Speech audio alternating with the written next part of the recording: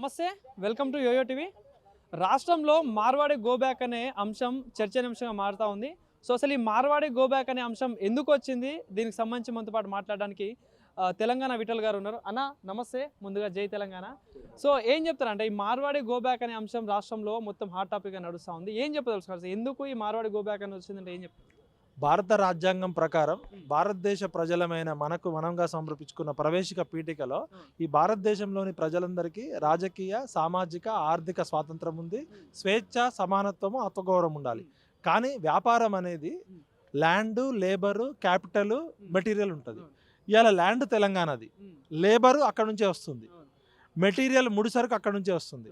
పెట్టుబడి నాకేమో బ్యాంకులో వడ్డీలకి కూడా బ్యాంకు వడ్డీ అప్పు ఇయ్యదు, కానీ వాళ్ళకి మాత్రం వితౌట్ ఇంట్రెస్ట్ వాళ్ళ ఆర్గనైజ్డ్ సిండికేటెడ్గా ఉండడం వల్ల మ్యానుఫ్యాక్చరర్ వాళ్ళే, రా మెటీరియల్ వాళ్ళకి తక్కువ ధరకు దొరుకుతుంది, వడ్డీ లేకుండా రుణాలు దొరుకుతాయి, బ్యాంకుల్లో పెట్టుబడులు దొరుకుతాయి. దానివల్ల నేను ఇలా వస్తువు అమ్మాలంటే 10 రూపాయలకు అమ్మే వస్తువు కూడా పక్కన 8 రూపాయలకు అమ్ముతున్నాడు. వినియోగదారుడు ఎక్కడ తక్కువ ధరకు దొరికితే అక్కడికి వెళ్తాడు. ఆర్గనైజ్డ్గా సపోర్టింగ్ సిస్టమ్ తోటి ఒక ఇండివిజువల్ వైశ్యులో, ఇండివిజువల్ కులవృత్తి పద్మశాలిలో పోటీ పడలేరు. ఎందుకంటే మార్వాడి అంటేనే ఎడారి ప్రాంతంలో ఉండేటోళ్ళు. ఎడారి ప్రాంతంలో ఉండేటోళ్ళకి నీళ్లు దొరకవు, వ్యవసాయం చేయలేరు. వాళ్ళకి నీళ్ళ మీద కోరిక దప్పిక ఎక్కువ ఉంటుంది, ఆకలి ఎక్కువ ఉంటుంది. వాళ్ళు ప్రపంచం అంతా పోయి వ్యాపారం చేస్తున్నారు. వ్యాపారం ఎవరు ఎక్కడైనా చేయొచ్చు, కానీ ఒకే సమాన అవకాశాలు, సమాన పోటీ అనేది ఇద్దరికి ఉన్నప్పుడు ఓకే.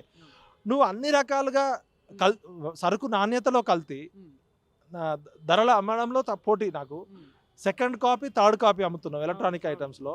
ఇవాళ ఏ కల్తీ వ్యాపారం తీసుకున్నా 100 కేసులు అయితే 90 కేసులు వీళ్ళే బయలుదేరుతున్నారు. అంటే నువ్వు వ్యాపారాన్ని యుద్ధంలాగా చేస్తున్నావు. నువ్వు గంటల్లో కోటీశ్వరుడు కావాలి, రోజుల్లో కోటీశ్వరుడు కావాలని అన్ని రకాల ఎథిక్స్, మోరల్స్ పక్కకు పెట్టి వ్యాపారం అంటేనే నమ్మకం. కానీ వీళ్ళు వ్యాపారంలో మోసానికి కేర్ ఆఫ్ అడ్రస్గా ఉన్నారు. ఇవాళ అల్లం ఉల్లిల్లి పేస్ట్ తీసుకుంటే 90% నకిలీ దొరుకుతుంది, పాలల్లో నకిలీ దొరుకుతుంది, తినే తిండిలో నకిలీ దొరుకుతుంది, మసాలాలు నకిలీ దొరుకుతున్నాయి.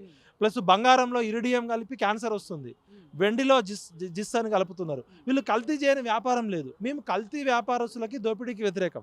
భారత రాజ్యాంగం చెప్పినట్టు ఈ భారతదేశంలో పుట్టిన ప్రతి పౌరుడు ఎవరు ఎక్కడైనా బతకచ్చు, ఎవరైనా వ్యాపారం చేసుకోవచ్చు. కానీ స్థానికులకి ఇక్కడ భూమి, ఇక్కడ నీళ్లు, ఇక్కడ కరెంటు, ఇక్కడ పొల్యూషన్ చేస్తూ, ఇక్కడ సెక్యూరిటీ వాడుకొని, ఇక్కడ ట్యాక్సులు కట్టకుండా జీరో దందా చేస్తూ మీరు ప్రపంచమంతా వ్యాపించారు. ఎందుకు ఇలా మేము తెలంగాణ అంటేనే తెలుగు, ఉర్దూ, మరాఠీ, కన్నడ కల్చరు. మరి మీ మరాఠీ వాళ్ళని ఏమనట్లే, కన్నడ వాళ్ళని ఏమనట్లే, బీహార్ వాళ్ళని ఏమనట్లే, బెంగాల్. ఎందుకు మీ మీద ఇలా ప్రజల్లో వ్యతిరేకత వచ్చిందంటే పొట్టకూటి కోసం చేతపట్టుకొని వచ్చిన మీరు ఇక్కడ స్థానిక వ్యాపారస్తుల పొట్టగొడుతున్నారు. ఇక్కడ మీరు పనిచేసే, మీరు పెట్టిన వ్యాపార సంస్థల్లో స్థానికులకు ఉద్యోగాలు ఇవ్వట్లేదు. ఇలా గప్చిప్ బండి మీదే, సమోసా బండి మీదే, జిలేబీ బండి మీదే. మేమేం మిమ్మల్ని కొట్టలే, తిట్టలే కదా. మీరు డబ్బులు ఎక్కువై మా మీదనే దాడులు చేస్తున్నారు. ఇవాళ ఆఖరికి సుపారీలు ఇచ్చి మా వ్యాపారస్తులను చంపే పరిస్థితి ఏర్పడ్డది. కాబట్టి ఖచ్చితంగా తెలంగాణ భూమిపుత్రుల రక్షణ కోసం, స్వేచ్ఛ కోసం, స్వాతంత్రం కోసం, ఆత్మగౌరవం కోసం మా వ్యాపారాలు మాకు దక్కాల్సిందే. సమాజంలో జరిగే సంఘర్షణ అంతా వాటాల కొట్లాట. మా తెలంగాణ భూమిపుత్రులకి విద్యలో కానీ, ఉద్యోగంలో కానీ, వ్యాపారంలో కానీ సమాన అవకాశాలు కల్పించే విధంగా ప్రభుత్వం ప్రత్యేక రక్షణలు ఇవ్వాలి. తెలంగాణ భూమిపుత్రుల రక్షణ కోసం Telangana local chamber of commerce కానీ, తెలంగాణ ట్రేడ్ కామర్సు, అసలు ఎంతమంది బయట రాష్ట్రాలలో వచ్చారు, ఏ వ్యాపారాలు చేస్తున్నారు, వాళ్ళు ఎంత ట్యాక్సులు కడుతున్నారు, వీళ్ళ వల్ల ఎంత ఉపాధి జరిగింది అనేది ప్రభుత్వం ఇమీడియట్గా డేటా తీయాలని చెప్తున్నాం. తెలంగాణ భూమిపుత్రుల కోసం ఎంతటి పోరాటమైనా సిద్ధపడతాం. మాకు బతకడానికి వచ్చిన వాళ్ళతో మాకు ప్రాబ్లం లేదు, మా బతుకుని కొట్టడానికి వచ్చిన వాళ్ళతోనే మాకు ప్రాబ్లం. సో అంటే వాళ్ళకి కొందరు సపోర్ట్ చేస్తూ ఉన్నారు కదా, ఇప్పుడు బీజేపీకి సంబంధించిన నాయకులు వాళ్ళకి మద్దతుగా మాట్లాడుతున్నారు. ఇట్లా చూడొచ్చు అంశాన్ని. ఒక పక్క వాళ్ళేమో కంజాతి వాళ్ళ ఇట్లా ఇట్లా ఇది చాలా రకాలుగా మాట్లాడతారు. సో అట్లాంటి పక్కన పెట్టి వాళ్ళని సపోర్ట్ చేస్తూ మాట్లాడుతూ ఉన్నారు కొంతమంది. వాళ్ళకేం చెప్తారు? ఎవరు చేసినా రాజ్యాంగం ప్రకారం, చట్టం ప్రకారం వ్యాపారాలు చేయాల్సిందే, జిఎస్టీ కట్టాల్సిందే. జీరో దందా బంద్ చేయండి, నకిలీ వ్యాపారస్తుల్ని పట్టుకోండి. నకిలీ ఫుడ్ అమ్మేటోళ్ళు ఇవాళ హైదరాబాద్లో లక్షల కోట్ల రూపాయల ఫుడ్ వ్యాపారం, అసలు ఫుడ్ ఇన్స్పెక్టర్లే లేరు. ఇలా తినే తిండి కల్తీ, తాగే పాలు కల్తీ, అన్ని కల్తీ అయిపోయినప్పుడు ఈ కల్తీ వ్యాపారాన్ని అరికట్టమనే మేము కోరుకుంటాం.